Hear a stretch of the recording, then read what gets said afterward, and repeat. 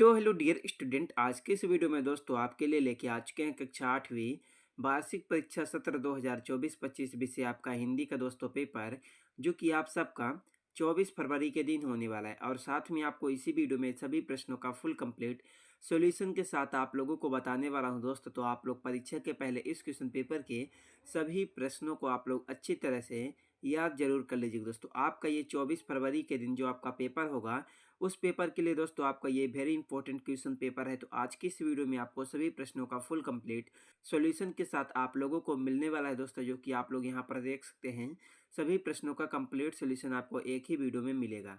तो चैनल को सब्सक्राइब करके वीडियो को लाइक आप लोग जरूर कर दीजिएगा। अगर आप लोग वार्षिक परीक्षा 2025 में हिंदी में टॉपर बनना चाहते हैं दोस्तों, तो आप लोग 24 फरवरी के पहले इस क्वेश्चन पेपर के सभी प्रश्नों को अच्छी तरह से इंपॉर्टेंट समझकर याद जरूर कर लीजिएगा।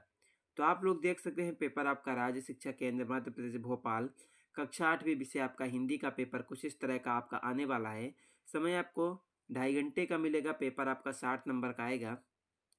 तो इसमें हमारा सबसे पहला आपका आता है बहुविकल्पी प्रश्न आपका 1 से 5 तक, जो कि दोस्तों आपसे 5 नंबर का पूछा गया। प्रत्येक प्रश्न के लिए आपको 1 अंक मिलेगा। तो इसमें हमारा पहला प्रश्न आपका आता है अप्रिय कटुक कठोर शब्द नहीं, कोई मुख से कहाँ करे, उक्त पंक्ति में कौन सा अलंकार है। तो दोस्तों इसमें आपको 4 ऑप्शन दिया गया। पहला यमक, दूसरा अनुप्रास, तीसरा श्लेष, चौथा आपका उपमा। पहले प्रश्न का आपका राइट आंसर हो जाएगा दोस्तों अप्रिय कटुक कठोर शब्द नहीं, कोई मुख से कहाँ करे, उक्त पंक्ति में आपका दूसरा नंबर अनुप्रास अलंकार हो जाएगा। 2 में आपका आता है रहे भावना ऐसी मेरी सत्य व्यवहार करो। दूसरे प्रश्न में आपको लिखना होगा दोस्तों रहे भावना ऐसी मेरी सत्य सरल व्यवहार करो। दूसरे में आपको लिखना होगा पहला नंबर। 3 में आपका आता है दोहा छंद में विषम चरण कौन कौन से हैं। तीसरे प्रश्न का आपका राइट आंसर हो जाएगा पहला और तीसरा। 4 में आपका आता है तुलसीदास ने संत को किसके समान कहा है। इसका राइट आंसर हो जाएगा दोस्तों आपका दूसरा नंबर। तुलसीदास ने संत को हंस के समान कहा है। 5 में आपका था पद के कांटे किस बात का प्रतीक है। इसका राइट आंसर हो जाएगा दोस्तों पद के कांटे बाधाओं के प्रतीक हैं। तो इसके बाद हमारा आता है रिक्त स्थानों की पूर्ति कीजिए, जो कि आपका 6 से 10 तक पूछा गया। प्रत्येक प्रश्न के लिए आपको 1 अंक मिलेगा। तो इसमें हमारा पहला प्रश्न आपका आता है दोस्तों उत्थान का विलोम शब्द है। तो प्रश्न नंबर 6 का आपका राइट आंसर हो जाएगा पतन।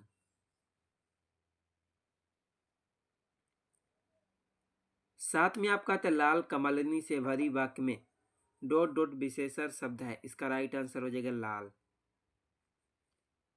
तो उसके बाद हमारा 8 में आता है राष्ट्रीय विज्ञान दिवस डॉट डॉट को मनाया जाता है। इसका राइट आंसर हो जाएगा दोस्तों आपका 28 फरवरी।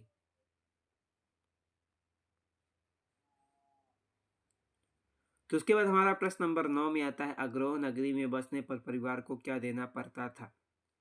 इसमें आपको लिखना होगा 1 ईंट और 1 रुपया। तो 10 में आपका आता है कृष्ण ने अर्जुन को उपदेश डॉट डॉट में दिया। इसका राइट आंसर हो जाएगा दोस्तों कुरुक्षेत्र में।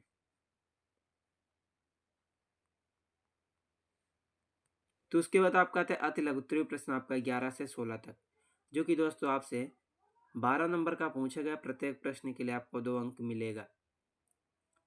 तो इसमें हमारा पहला प्रश्न आता है दोस्तों वाली को क्या वरदान प्राप्त है।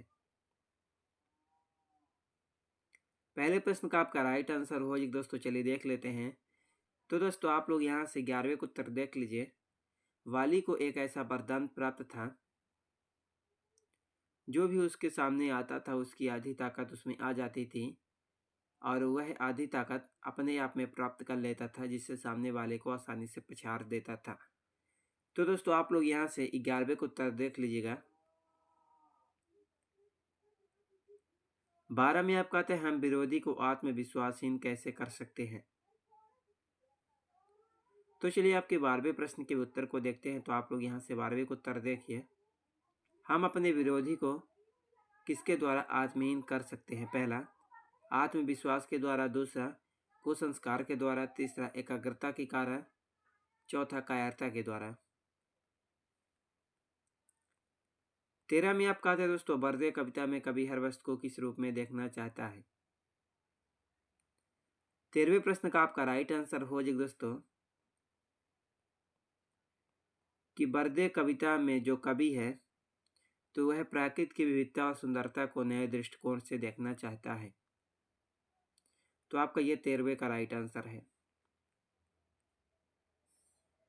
14 में आपका आता है आशीर्वाद और परिणाम शब्द को शुद्ध वर्तनी करके लिखिए। चलिए दोस्तों आपके 14वें प्रश्न के उत्तर को देखते हैं। तो आप लोग यहाँ से 14वें का उत्तर देखिए। पहला आशीर्वाद, दूसरा प्रणाम। तो उसके बाद आपका 15 में आता है दोस्तों विनम्रता क्या प्रभाव उत्पन्न करती है। 15 का उत्तर देख लीजिएगा। विनम्रता क्या भाव उत्पन्न करती है।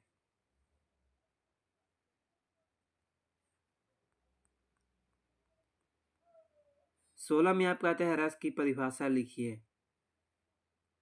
तो दोस्तों आप लोग यहाँ से 16वें का उत्तर देख लीजिएगा कि रस का शाब्दिक अर्थ है आनंद। काव्य में जो आनंद आता है वह काव्य का रस कहलाता है। तो उसके बाद दोस्तों हमारा क्वेश्चन नंबर आपका 17 में क्या आता है। 17 में आपसे पूछा गया कि छंद की परिभाषा लिखिए। तो दोस्तों आप लोग क्वेश्चन नंबर आप लोग यहाँ से 17वें को उत्तर देख लीजिएगा। छंद की परिभाषा वाक्य में प्रयुक्त अक्षरों की संख्या एवं क्रम, मात्रा, गणना तथा यतिगति से संबंध विशिष्ट नियमों से नियोजित पद रचना छंद कहलाती है। तो आपका ये 17वें का राइट आंसर है। तो उसके बाद दोस्तों हमारा आपका 18 में क्या पूछा गया कि आपका 18वां प्रश्न आता है योग किसे कहते हैं। तो दोस्तों आप लोग 18वें को उत्तर यहाँ से देखिए। योग शब्द की उत्पत्ति संस्कृत धातु एज से हुई है जिसका अर्थ है ज्वाइंट करना या एकजुट होना। योगिक ग्रंथों के अनुसार योग के अभ्यास से व्यक्तिगत चेतना का सार्वभौमिक चेतना के साथ मिलन होता है जो मन और शरीर, मनुष्य और प्रकृति के बीच पूर्ण सामंजस्य का संकेत देता है। 19 में आता है कवि युवकों को कैसे बनने की प्रेरणा देता है। तो चलिए दोस्तों आपके 19वें के उत्तर को देखते हैं। कवि युवकों को अपने देश हित के लिए अपने जीवन को मरण बरन एक समान बनाने की प्रेरणा देता है। तो आप लोग दोस्तों यहाँ से देख लीजिएगा आपका ये 19वें का उत्तर है। 20 में आपका आता है सरदार पटेल को लौह पुरुष क्यों कहा जाता है। 21 में आता है जन्मभूमि की स्वतंत्रता का बिरसा का सपना कब अधूरा रह गया। तो चलिए आपके 20वें और 21वें के उत्तर को देखते हैं दोस्तों। तो आप लोग यहाँ से 20वें का उत्तर देखिए दोस्तों। सरदार पटेल को लौह पुरुष क्यों कहा जाता है। 20वें का उत्तर 20वें का उत्तर देखने के बाद आप लोग यहाँ से 21वें का उत्तर देखिए। बिरसा मुंडा ने अंग्रेज शासकों के विरुद्ध आंदोलन चलाने का संकल्प ले लिया था। तो आप लोग यहाँ से देख लीजिए दोस्तों सभी प्रश्नों को उत्तर। तो उसके बाद हमारा प्रश्न नंबर आपका 22 में क्या आता है दोस्तों। 22 में आपका पूछा गया कि निम्नलिखित आप पठित गद्यांश को पढ़कर नीचे लिखे प्रश्नों के उत्तर दीजिए। तो पहला पंक्तियों का उपयुक्त शीर्षक, दूसरा स्वराज का ध्येय, तीसरा पूर्ण स्वतंत्रता प्राप्त कर ली है ऐसा कब कहा जा सकेगा।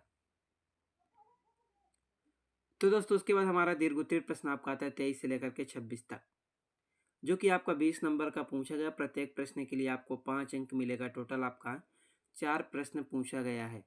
23 में आता है भेड़ाघाट पाठ के लेखक की ममता नर्मदा से स्वाभाविक रूप से क्यों है। उसके बाद 24 में आता है दोस्तों सुख का एक द्वार बंद होने पर तुरंत दूसरा द्वार खुल जाता है वाक्य का आशय। तो उसके बाद 25 में आता है किस घटना में किला मुंडे की जीवन की दिशा को बदल दिया। 26 में आता है बीमारी के कारण 3 दिन के लिए स्कूल से छुट्टी लेने हेतु प्रिंसिपल को आवेदन पत्र। तो चलिए दोस्तों आपके इन सभी प्रश्नों के उत्तर को देखते हैं। वीडियो को आप लोग लाइक करके चैनल को सब्सक्राइब जरूर कर लीजिए दोस्तों। आपको वार्षिक परीक्षा 2025 में आपको बोर्ड पेपर में टॉपर बनाने के लिए फुल मेहनत की जाएगी। तो दोस्तों आप लोग यहाँ से देखिए कि आपका ये 23वें का राइट आंसर है।